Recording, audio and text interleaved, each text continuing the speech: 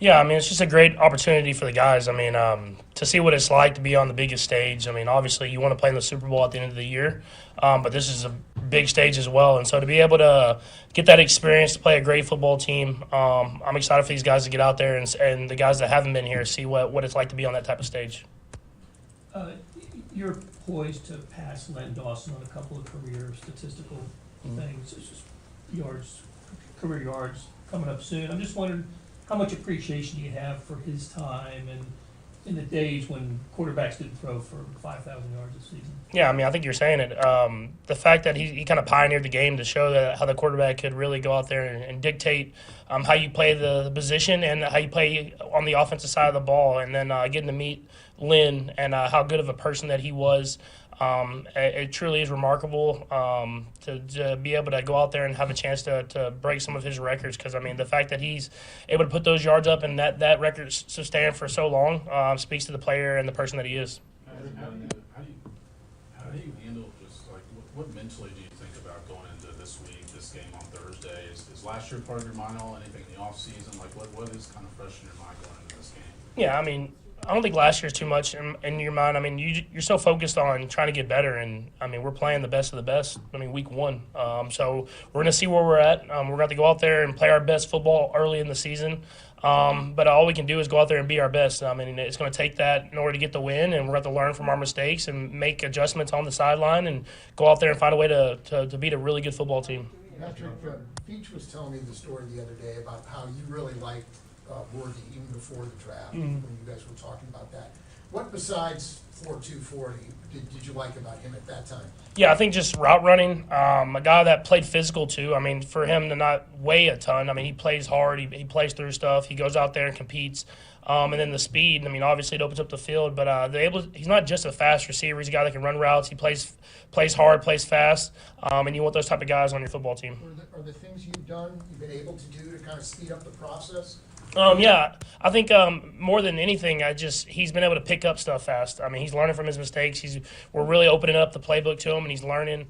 And then it's like he doesn't get tired, so he can take all the reps, and he runs those deep routes, gets back in, and even if he doesn't necessarily want to, we make him go out there and do it again. And I think it's going to be better for him as his career goes on. You guys have known, I guess, for a couple weeks now that Hollywood wouldn't be available.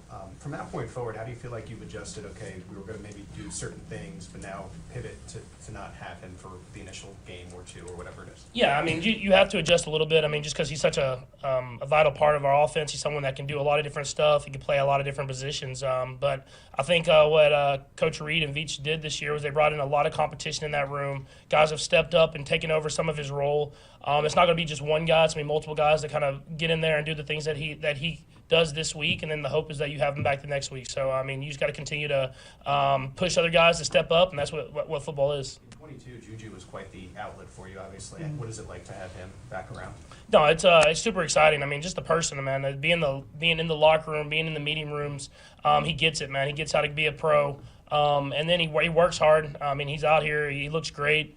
And so I'm excited for him just to continue to learn the little things that we changed in the year that he wasn't there. But, I mean, he's picked up a lot of the stuff really fast, and it's good to have that type of guy in that receiver room. Patrick, with Kingsley, that position can be difficult for a rookie just being on an island. What have you seen about his makeup that lets you know he's prepared for Thursday? Yeah, I mean, he has the confidence.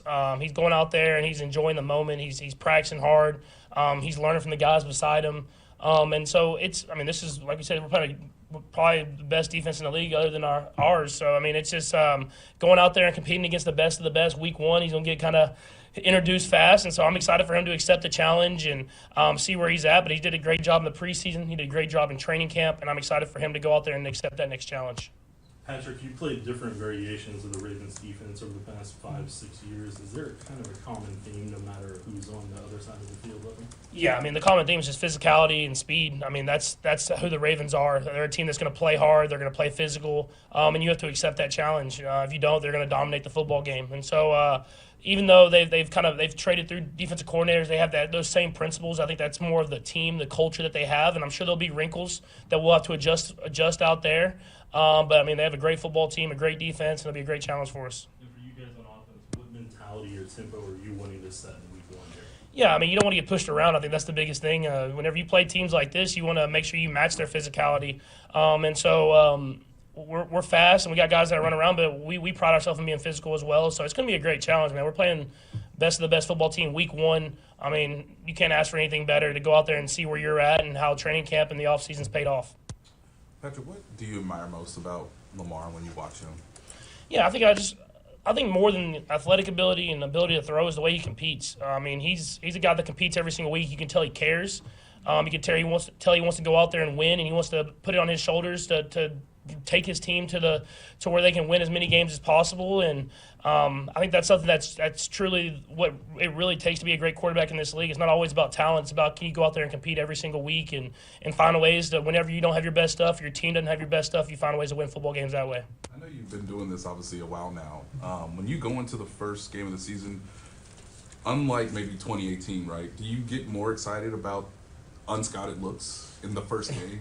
I mean, in a sense, I mean, it's always a great challenge. I mean, I think more than anything, I just get more and more appreciative of having that opportunity to go out there. I mean, I know I joke around with Trav. You start getting, I'm older than Travis was when I got here, so it's like you start appreciating playing in these games. I mean, you never know if you're going to win another Super Bowl. I mean, that's your hope, but you don't know if you're going to be that opening night game. And so I remember my first year, I didn't play, but we go to the Patriots and play in that game, and I remember how special that moment was for me.